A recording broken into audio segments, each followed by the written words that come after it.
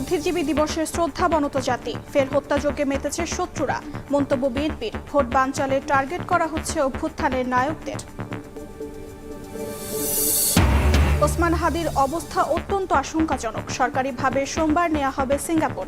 সন্দেহভাজনদের passport block, bike মালিক সহ সীমান্ত পারাপারে জড়িত অভিযোগে আটক ৩।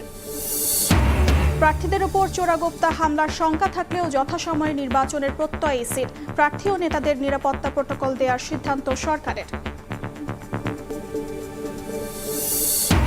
ভারতীয় হাইকমিশনারকে তলব পররাষ্ট্র মন্ত্রণালয়ের। নির্বাচন বানচালে শেখ হাসিনার উস্কানিতে উদ্বেগ প্রকাশ, অন্তর্বর্তী সরকারের বিবৃতিকে প্রত্যাখ্যান নয়াদিল্লির।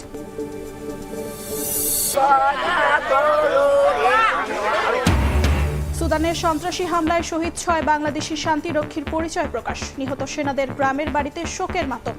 প্রধান উপদেষ্টাকে ফোনে সমবেদনা জাতিসংঘ মহাসচিবের।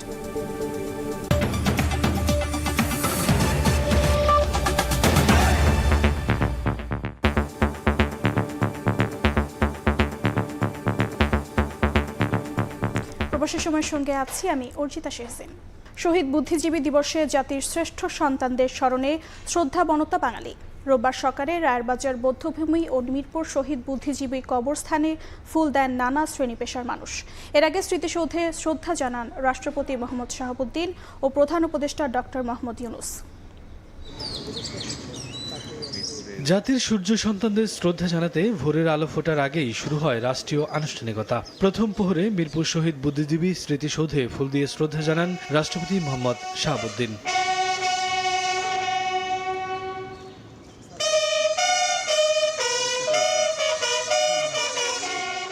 এরপর শহীদ বুদ্ধিজীবীদের স্মৃতির প্রতি সম্মান জানান প্রধান উপদেষ্টা ডক্টর মোহাম্মদ ইউনূস। কিছু সময় নীরবে দাঁড়িয়ে থাকেন তিনি। আমন্ত্রিত মুক্তিযোদ্ধাদের সঙ্গে কুশল বিনিময় করেন ডক্টর মোহাম্মদ ইউনূস। এরপর স্মৃতির মিনারে একে একে পুষ্পার্ঘ্য নিবেদন করেন প্রধান বিচারপতি ও উপদেষ্টা পরিষদের সদস্যরা।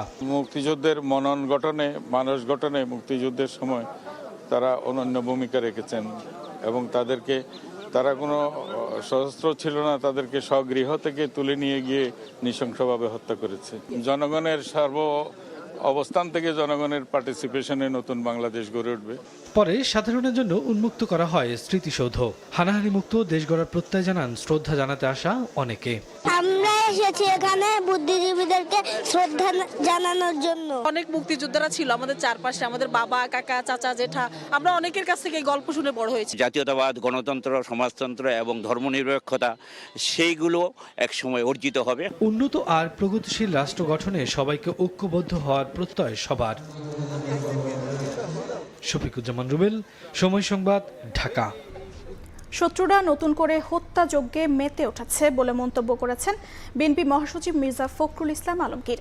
মিরপুর শহীদ বুদ্ধিজীবী স্মৃতিসৌধে শ্রদ্ধা নিবেদন শেষে তিনি আশঙ্কা করেন সামনে পরিস্থিতি আরও খারাপ হতে পারে। এনসিপি আহ্বায়ক নাহিদ ইসলাম বলেন, নির্বাচন বানচালের জন্য গণ অভ্যুত্থানের নায়কদের টার্গেট করা হচ্ছে। জ্ঞান, মনন ও প্রজ্ঞার বাতিঘরে যারা আলো ছড়িয়েছিলেন সেই আলোকবর্তিতাদের নৃশংসভাবে হত্যা করা হয় ৭১-এর ১৪ ডিসেম্বর। জাতির শ্রেষ্ঠ সন্তানদের মিরপুর ও রায়েরবাজার বধ্যভূমিতে ফুল দিয়ে শ্রদ্ধা জানান বিভিন্ন রাজনৈতিক দলের নেতাকর্মীরা। বিএনপি মহাসচিব অভিযোগ করেন, নির্বাচনের পথকে বাধাগ্রস্ত করতে কিলিং মিশনে নেমেছে একটি গোষ্ঠী। সামনে আরও খারাপ সময় আসছে বলেও শঙ্কা জানান তিনি। নির্বাচনের মাধ্যমে একটা গণতান্ত্রিক বাংলাদেশ নির্মাণ করবে, সেই সময় আবার নতুন করে বাংলাদেশের শত্রুরা এই হত্যাকাণ্ডে মেতে উঠেছে। গত পরশু যে হত্যাকাণ্ড হয়েছে আমরা তার তীব্র নিন্দা জানিয়েছি এবং আমরা আশঙ্কা করছি যে এইরকম আরও ঘটনা ঘটতে পারে। মিরপুর ও রায়েরবাজার বধ্যভূমিতে শ্রদ্ধা জানান এনসিপি প্রধান নাহিদ ইসলাম ও সাবেক উপদেষ্টা আসিফ মাহমুদ সজীব ভুঁইয়া। তারা বলেন, দেশকে মেধাহীন করতে চেষ্টা করছে জুলাইয়ের পরাজিত শক্তি। নির্বাচন বানচালের জন্য টার্গেট করা হচ্ছে অভ্যুত্থানের নায়কদের। নির্বাচনকে বানচাল করার জন্য এবং গণ অভ্যুত্থানকে নস্যাৎ করার জন্য, গণ অভ্যুত্থানের যারা প্রতিচ্ছবি ছিল, যারা নায়ক ছিল, নেতা ছিল, যারা অংশগ্রহণকারী ছিল, তাদেরকে টার্গেট করে হত্যা করা হচ্ছে। ফ্যাসিস্ট শক্তি তারা পরাজিত হওয়ার পর এদেশকে নেতৃত্বহীন করার জন্য আমাদের জুলাই গণঅভ্যুত্থানের নেতৃত্বদেরকে টার্গেট করছে। অন্যান্য দলের নেতারা বলেন, ফ্যাসিবাদের পক্ষে কাজ করছেন অনেক বুদ্ধিজীবী, যারা এখনো ইতিহাস বিকৃতির চেষ্টা করে যাচ্ছেন। শাহিন আলম, সময় সংবাদ, ঢাকা।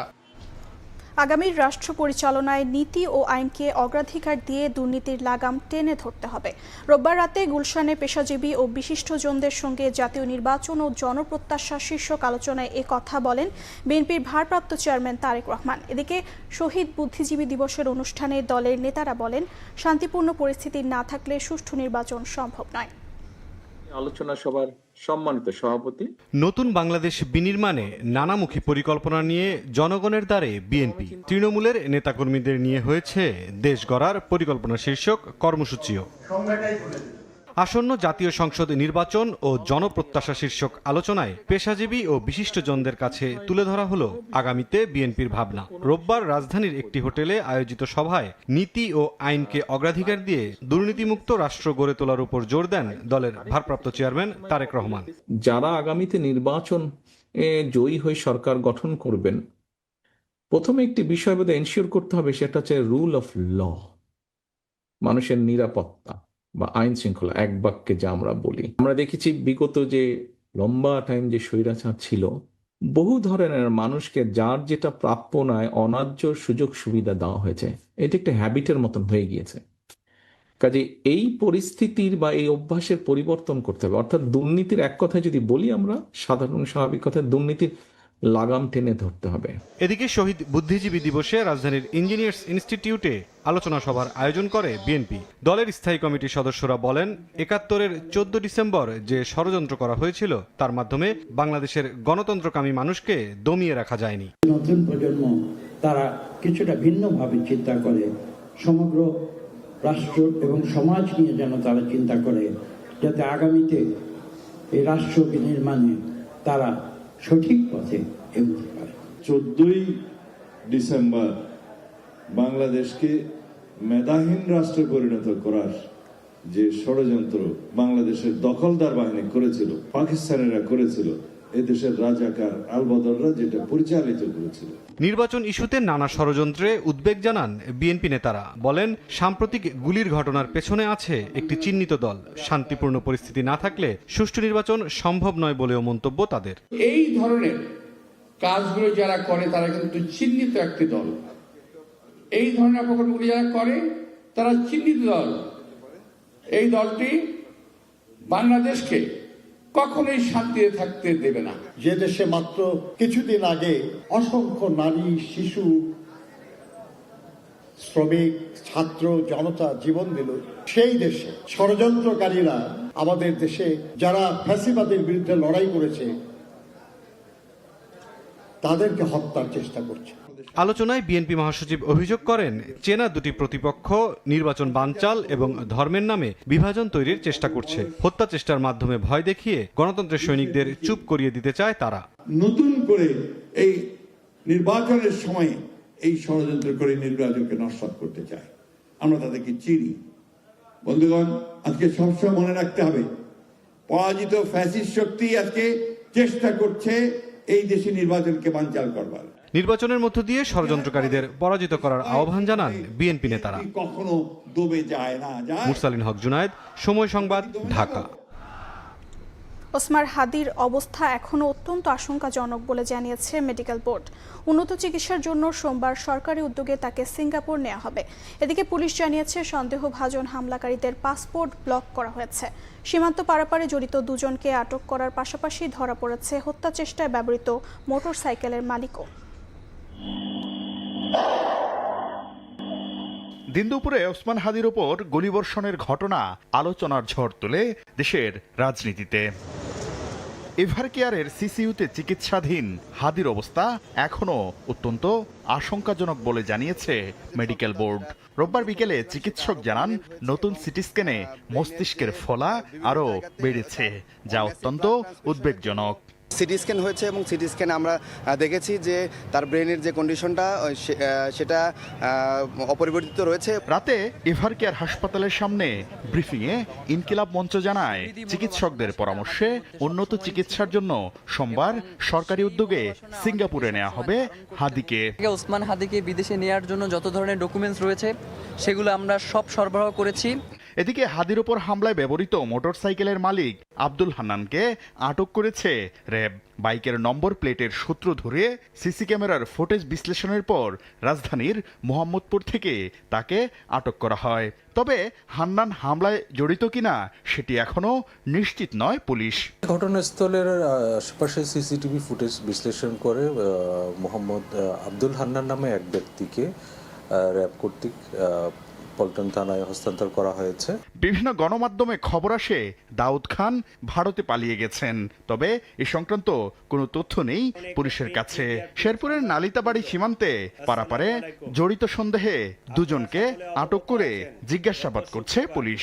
সন্দেহভাজনদের পাসপোর্টও ব্লক করা হয়েছে। সীমান্ত পার না হতে পারে সেজন্য তাদের পাসপোর্ট সংগ্রহ করে পাসপোর্ট ব্লক করে দেওয়া হয়েছে। শেরপুরের নলিতাবাড়ি এলাকায় অভিযান পরিচালনা করে সীমান্ত দিয়ে লোক পারাপার যারা করে এই জড়িত সন্দেহে আমরা দুইজনকে গ্রেফতার করতে সক্ষম হয়েছি। নির্বাচনী পরিবেশ সমুন্নত রাখতে প্রার্থীদের নিরাপত্তায় পুলিশ কাজ করবে বলেও জানানো হয়। তারা দেশে চলে আসছে। শাকির আহমেদ, সময় সংবাদ, ঢাকা।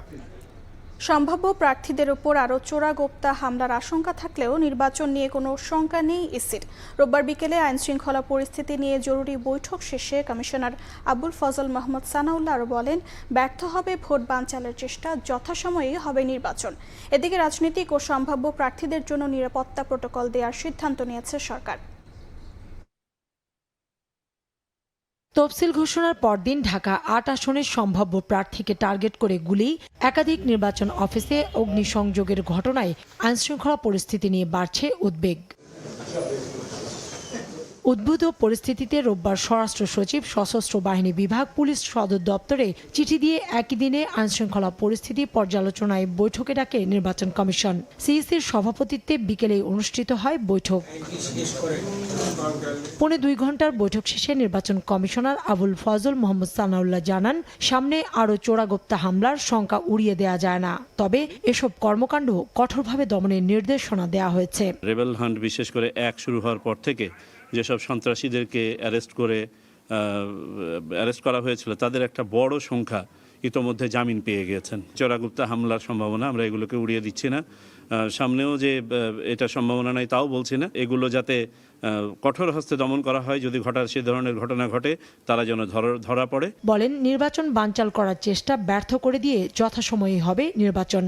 যারাই এই নির্বাচনকে বানচাল করার, প্রতিহত করার বা ক্ষতিগ্রস্ত করার কোনো চেষ্টা করবেন তারা ব্যর্থ হবেন, এবং যেখানে যতটুকু দৃঢ় হওয়া প্রয়োজন সকল বাহিনী ততটুকু দৃঢ় হবে। নির্বাচন নিয়ে কোনো আশঙ্কা নাই, নির্বাচন সময় মতো হবে এবং নির্বাচনের পথে এই ধরনের যে বাধাগুলো তৈরি করার চেষ্টা হচ্ছে এগুলো সম্বন্ধে নির্বাচন কমিশন অবগত। এদিকে রাজনৈতিক নেতা ও সম্ভাব্য প্রার্থীদের বাসস্থান, কার্যালয়, চলাচল, জনসভা ও সাইবার স্পেসে নিরাপত্তা দেওয়ার সিদ্ধান্ত নিয়েছে সরকার। নিরাপত্তা পাবেন গণ অভ্যুত্থানের সম্মুখ সারির নেতৃত্ব। কাউসার চৌধুরী কুমু, সময় সংবাদ, ঢাকা। নির্বাচনী আবহে ভাসছে ঢাকা 3 আসনও। প্রচারণায় ব্যস্ত মনোনয়ন প্রত্যাশীরা। এই আসনে বিএনপির স্থায়ী কমিটির অন্যতম সদস্য গয়েশ্বর চন্দ্র রায়ের বিপরীতে জামায়াতের প্রার্থী অধ্যক্ষ শাহিনুর ইসলাম আছেন অন্যান্য দলের প্রত্যাশীরাও। আর সুষ্ঠু ভোটের পাশাপাশি আর্থসামাজিক উন্নয়নের প্রত্যাশা ভোটারদের। ঢাকা 3 আসন ঘুরে নির্বাচনী প্রত্যাশার কথা জানাচ্ছেন মনির হোসাইন, ছবি তুলেছেন ওমর ফারুক।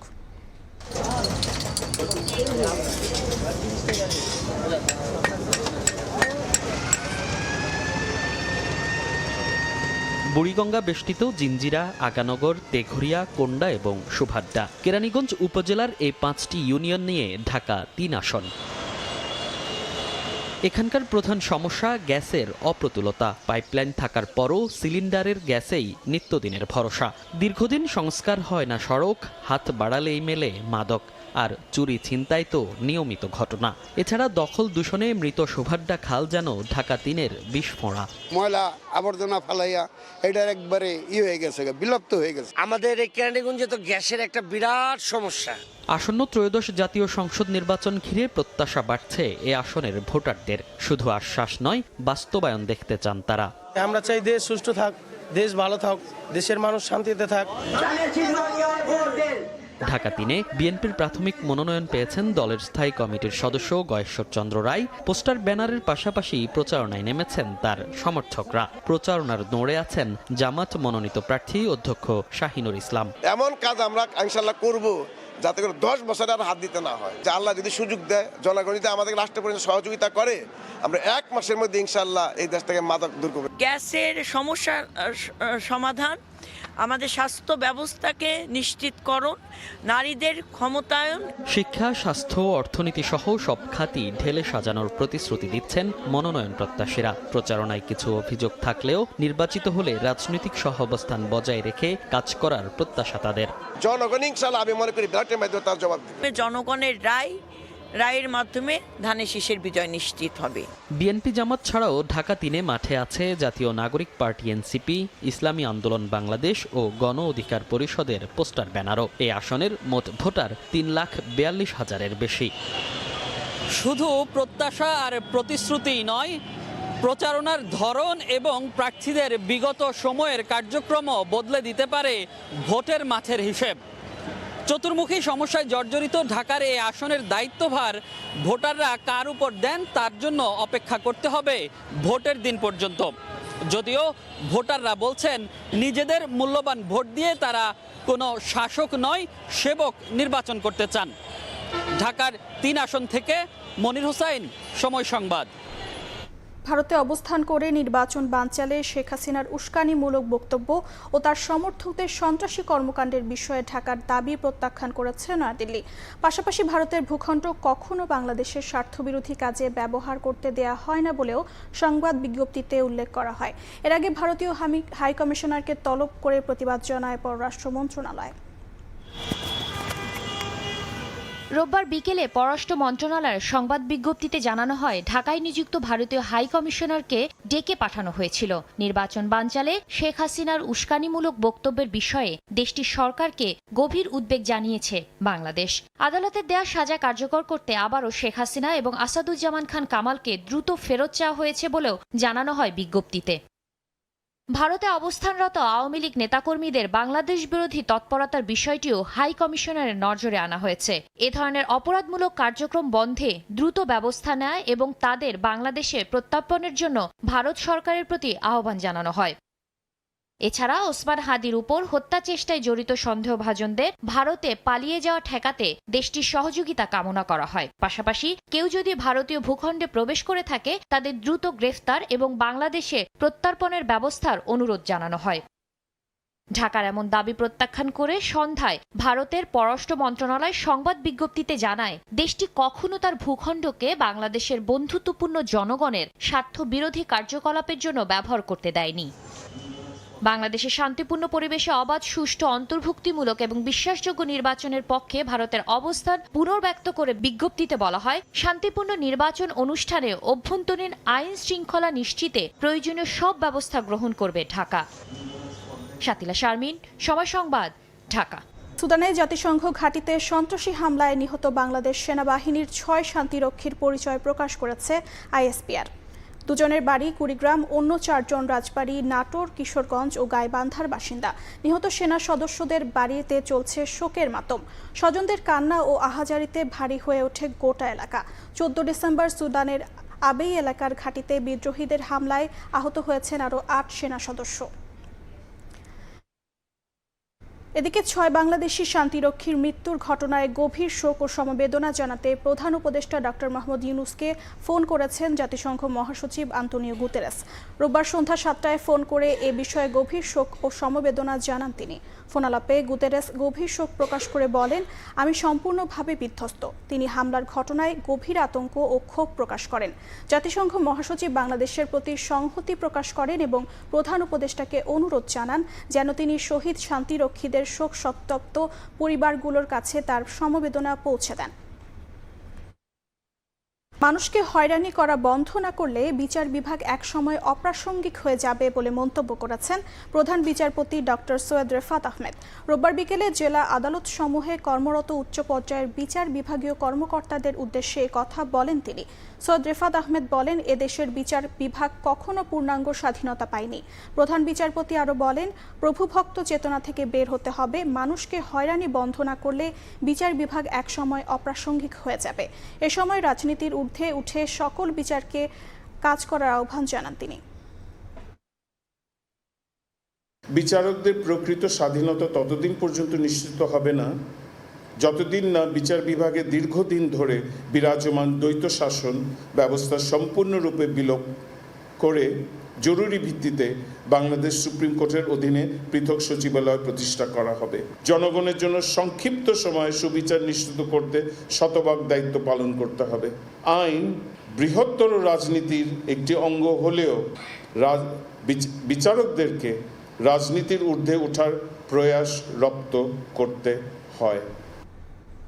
সিঙ্গাপুরের শীর্ষ ধনীর তালিকায় অথচ দেশে নেই কোনো স্থাবর সম্পদ। দুদক আরও বলছে, বিদেশে সম্পদ পাচার করে ধনী হলেও আয়কর নথিতে খুবই অল্প আয় দেখিয়েছেন সামিট গ্রুপের আজিজ খান। তার পরিবারকে সম্পদ বিবরণী জমা দিতে নোটিশ দেওয়া হয়েছে। সিঙ্গাপুরের শীর্ষ 50 ধনীর তালিকায় বাংলাদেশের সামিট গ্রুপের মোহাম্মদ আজিজ খানের অবস্থান 49তম।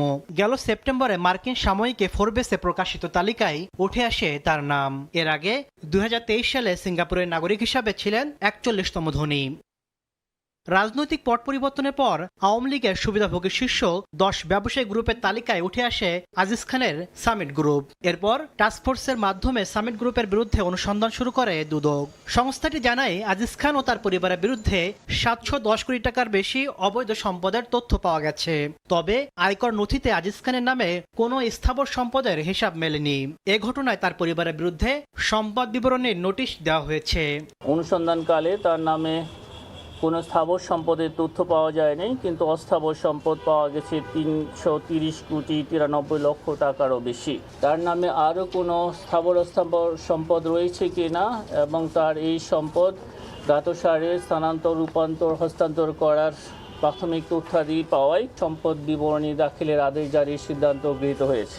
এদিন নাবিল গ্রুপের কর্মচারীদের মাধ্যমে ঋণের নামে 1008 কোটি টাকা আত্মসাতের অভিযোগে এস আলম গ্রুপের চেয়ারম্যান সাইফুল আলম, নাবিল গ্রুপের এমডি আমিনুল ইসলাম সহ 38 জনের বিরুদ্ধে মামলা করা হয়েছে। রেকর্ডপত্র সৃজন করে এবং তা ব্যবহার করে প্রতিষ্ঠানটির অনুকূলে 1008 কোটি টাকা বিতরণপূর্বক আত্মসাৎ এবং উক্ত অর্থের উৎস এবং প্রকৃতি গোপন করার জন্য স্থানান্তর, রূপান্তর এবং হস্তান্তর করার অপরাধ অনুসন্ধানকালে প্রমাণিত হয়েছে। এদিকে বাংলা টিভির ব্যবস্থাপনা পরিচালক সৈয়দ সামাদুল হকের বিরুদ্ধে 4 কোটি টাকা আত্মসাতের অভিযোগে মামলা করেছে দুদক। তাসলিম তৌহিদ, সময় সংবাদ, ঢাকা। খুলনায় গুলি করে এক যুবককে হত্যা করেছে দুর্বৃত্তরা। পুলিশ জানায়, রোববার রাত 10টার দিকে রূপসা সেতুর পূর্ব পারে জাবুসা ফিলিং স্টেশনের সামনে দিয়ে সাগর নামে ওই যুবক বাড়ির দিকে যাচ্ছিল। পথে কয়েকজন ব্যক্তি তার গতিরোধ করে গুলি করে। একটি গুলি তার মাথায় এবং আরেকটি হাঁটুতে লাগে।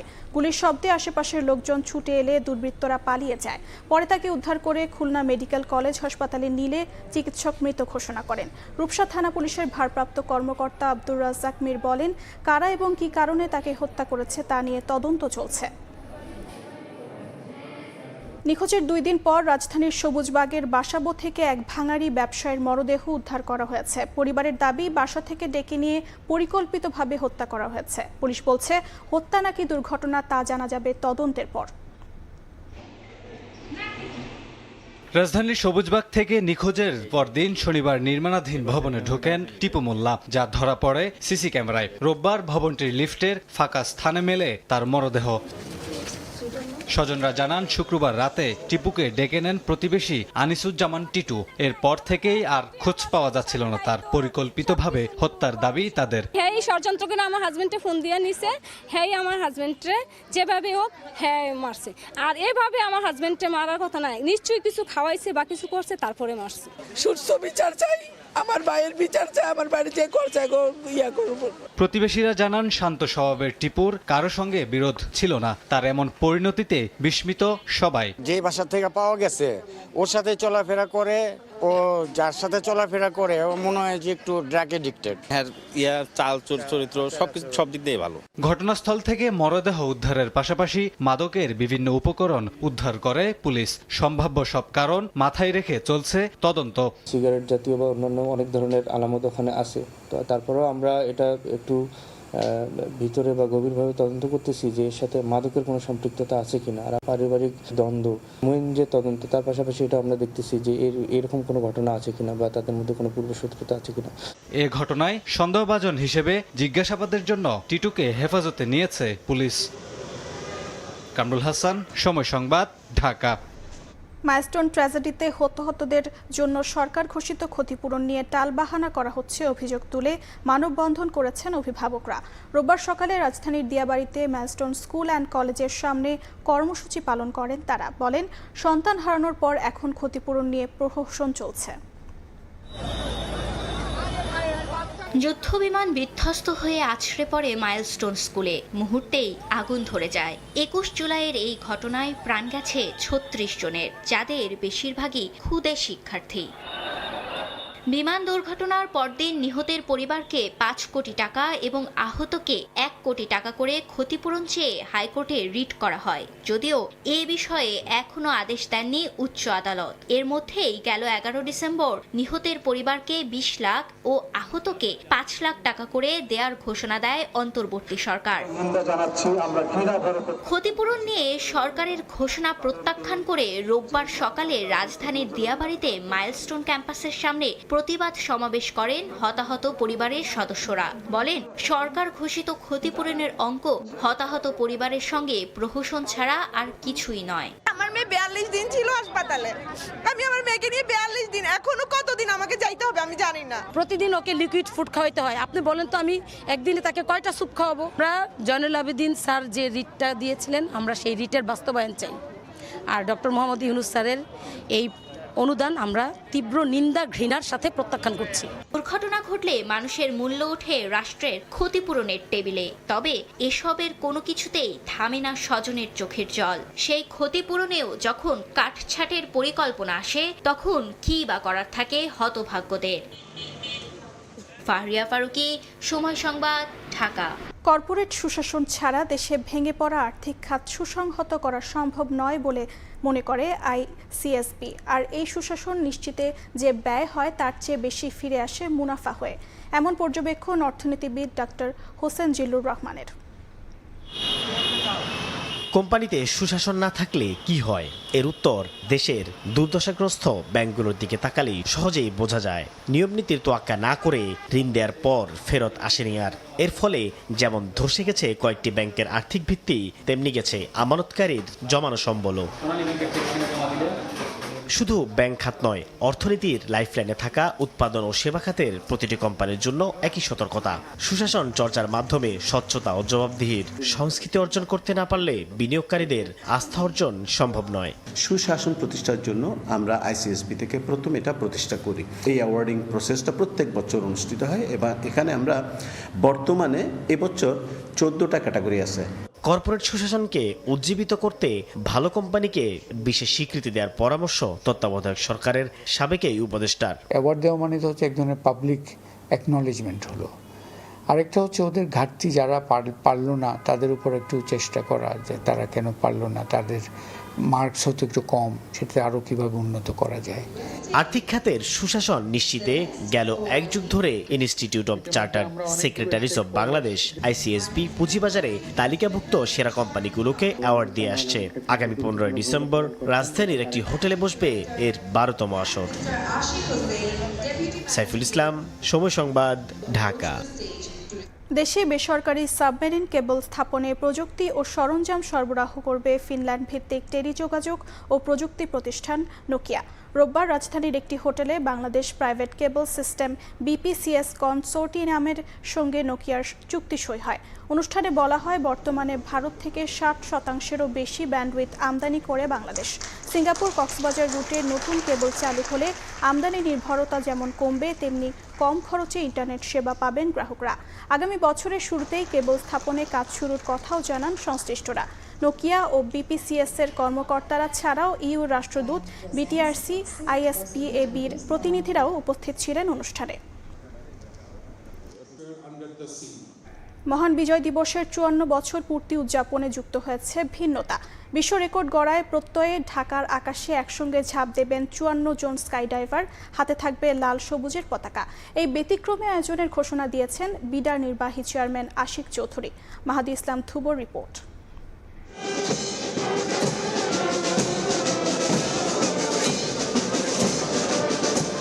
16 ডিসেম্বর মহান বিজয় দিবস। গৌরব আর আত্মত্যাগের স্মরণে এ বছরের আয়োজনে যুক্ত হচ্ছে স্কাই ডাইভিং। রোববার সকালে জাতীয় প্যারেড গ্রাউন্ডে অনুষ্ঠিত হয়েছে সশস্ত্র বাহিনীর সম্মিলিত মহড়া। বিজয়ের 54 বছর পূর্তি উদযাপনে ঢাকার আকাশে একসঙ্গে ঝাঁপ দেবেন 54 জন স্কাই ডাইভার। তাদের হাতে থাকবে লাল সবুজের পতাকা। লক্ষ্য বিশ্ব রেকর্ড করা। তারই অংশ হিসেবে মহড়ার শুরুতেই জাতীয় প্যারেড গ্রাউন্ডে প্রতীকীভাবে প্রধান উপদেষ্টার আগমনের দৃশ্যায়ন করা হয়। এরপর সশস্ত্র বাহিনীর ব্যান্ড দলের পরিবেশনায় দেশের গান পরিবেশন করা হয়, যা পুরো প্যারেড গ্রাউন্ডে ছড়িয়ে দেয় আবেগ ও গর্বের অনুরণন। মহড়ার এক পর্যায়ে আকাশে উঠতে দেখা যায় সামরিক হেলিকপ্টার। সমন্বিত কৌশলে পরিচালিত হয় মহড়া। বৃহস্পতিবার ফেসবুক পোস্টেই এই আয়োজনের ঘোষণা দেন বিডার নির্বাহী চেয়ারম্যান চৌধুরী আশিক মাহমুদ বিন হারুন। গর্বের লাল সবুজের পতাকা আগেও আকাশে উড়িয়েছেন আশিক চৌধুরী। একজন অভিজ্ঞ স্কাই ডাইভার হিসেবে যুক্তরাষ্ট্রের মেমফিসে 41,795 ফুট উচ্চতা থেকে পতাকা হাতে ঝাঁপ দিয়ে গড়েন গ্রিনিস ওয়ার্ল্ড রেকর্ড।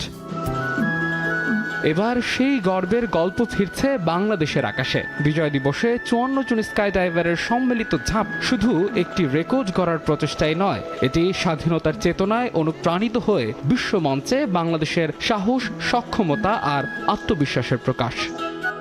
মাহাদি ইসলাম ধ্রুব, সময় সংবাদ, ঢাকা।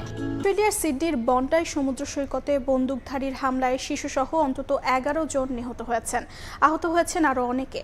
পুলিশের পাল্টা গুলিতে এক বন্দুকধারীর মৃত্যু হয়েছে, আটক করা হয়েছে একজনকে। আতঙ্কে প্রবাসী বাংলাদেশিরা এই ঘটনাকে সন্ত্রাসী হামলা হিসেবে ঘোষণা দিয়েছে অস্ট্রেলিয়া সরকার। সিডনি থেকে SM আমিনুর রুবেলের রিপোর্ট।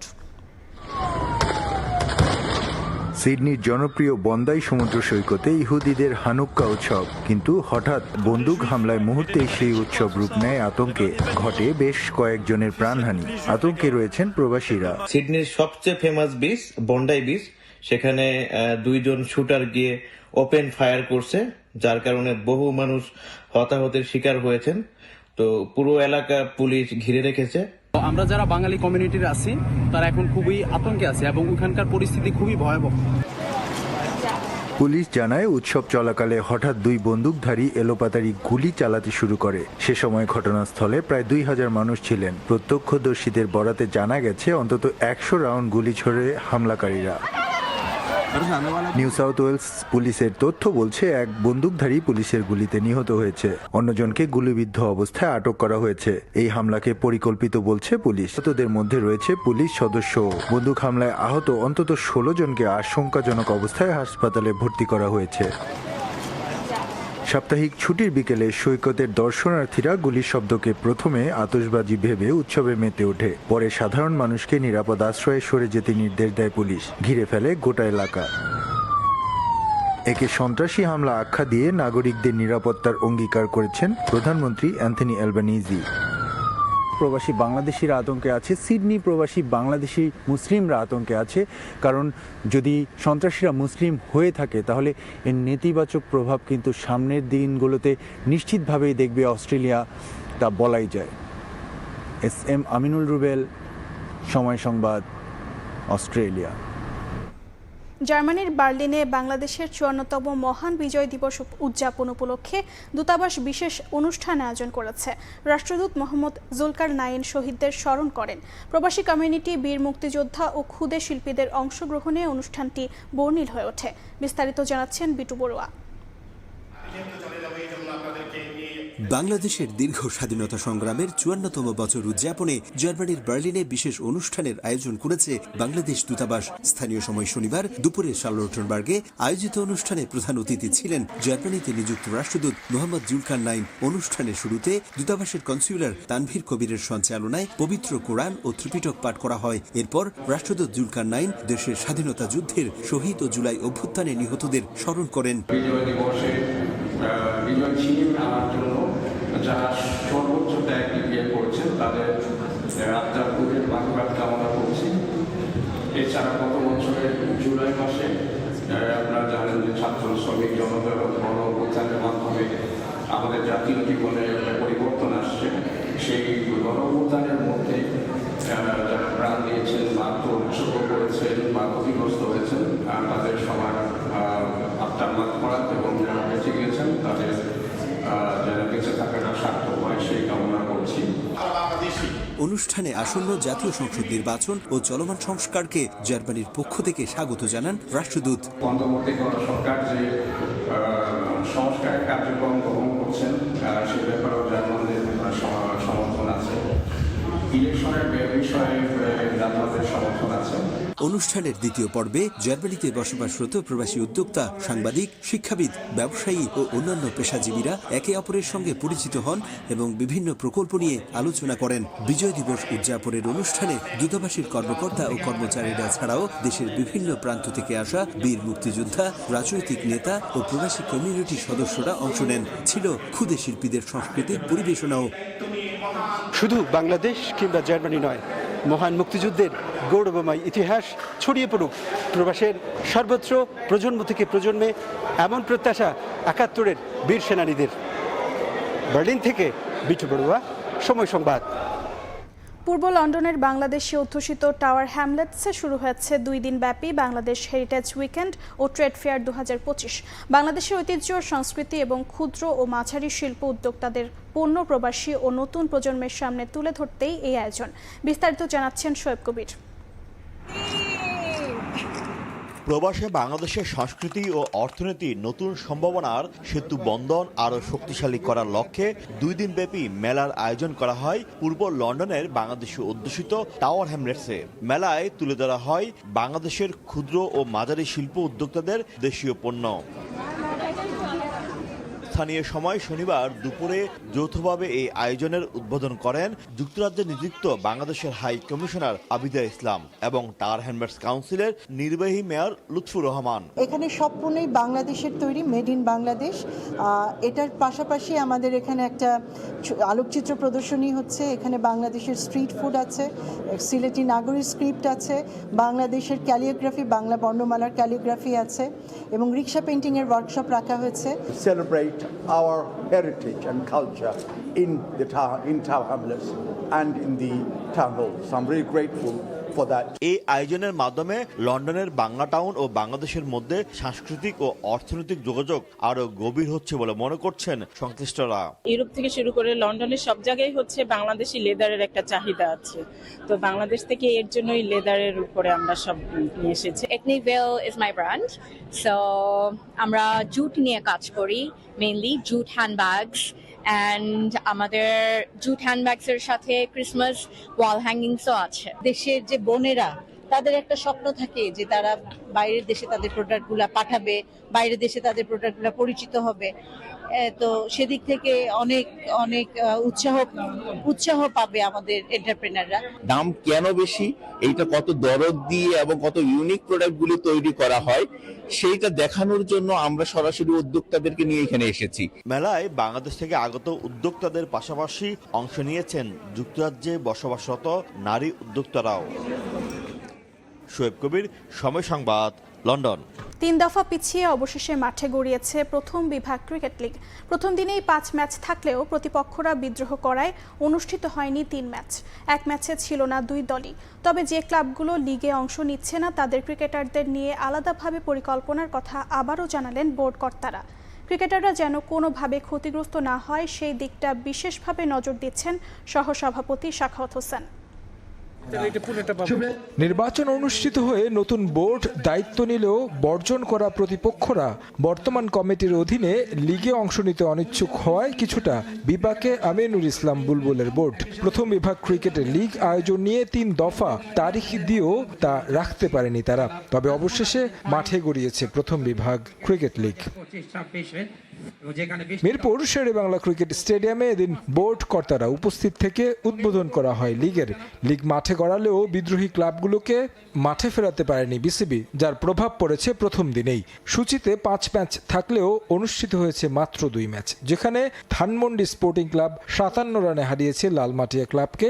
আরেক ম্যাচে ওল্ড ইউএইচএস ক্লাবকে 8 উইকেটে হারিয়েছে বাংলাদেশ পুলিশ। বাকি 3 ম্যাচে 2টিতে 1 দল করে অংশ না নেয় বারিধারা ও ঢাকা ইউনাইটেড পেয়েছে পূর্ণ পয়েন্ট। কলাবাগান ক্রীড়া চক্র ও আম্বার স্পোর্টিং ক্লাবের কোনো দলই অংশ নেয়নি ম্যাচে, যদিও পয়েন্ট টেবিলে তাদের নামের পাশে আছে 1 পয়েন্ট করে। অসংখ্য ধন্যবাদ। যে দলগুলো অংশ নেয়নি সেই দলের ক্রিকেটারদের নিয়ে আলাদা পরিকল্পনা আছে বোর্ডের। ক্রিকেটাররা যেন ক্ষতিগ্রস্ত না হয় সেই বিষয়ে বিশেষ নজর রাখা হচ্ছে বলে জানান বোর্ডের সহসভাপতি। আমরা সবার আগে খেলোয়াড়দের স্বার্থটা দেখব, কারণ খেলোয়াড়রা ছাড়া খেলার কোনো মানে নেই এবং ক্রিকেট বোর্ডেরও কোনো মানে নেই বা এই ক্রিকেটের কোনো উন্নয়ন হবে না। সো আমাদেরকে খেলোয়াড়দের রাইটস এবং তাদের বেনিফিটসটা আগে খেয়াল করতে হবে।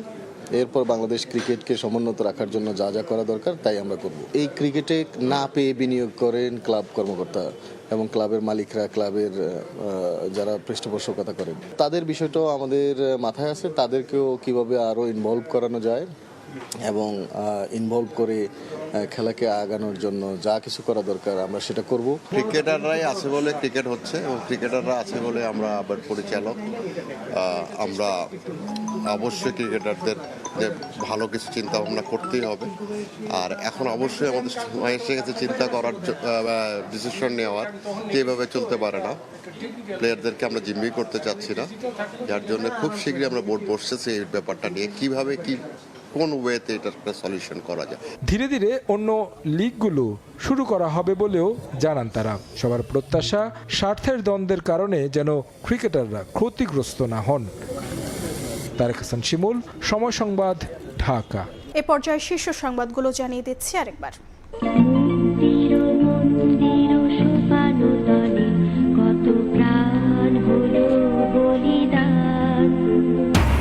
শহীদ বুদ্ধিজীবী দিবসে শ্রদ্ধা বনত জাতি, ফের হত্যাযজ্ঞে মেতেছে শত্রুরা, মন্তব্য বিএনপির। ভোট বানচালে টার্গেট করা হচ্ছে অভ্যুত্থানের নায়কদের।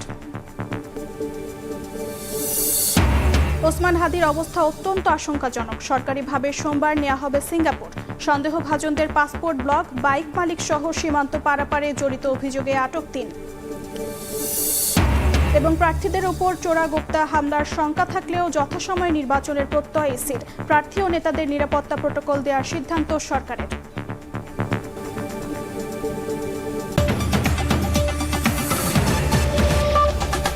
এ ছিল প্রবাসের সময়ের সঙ্গে থাকুন সময়।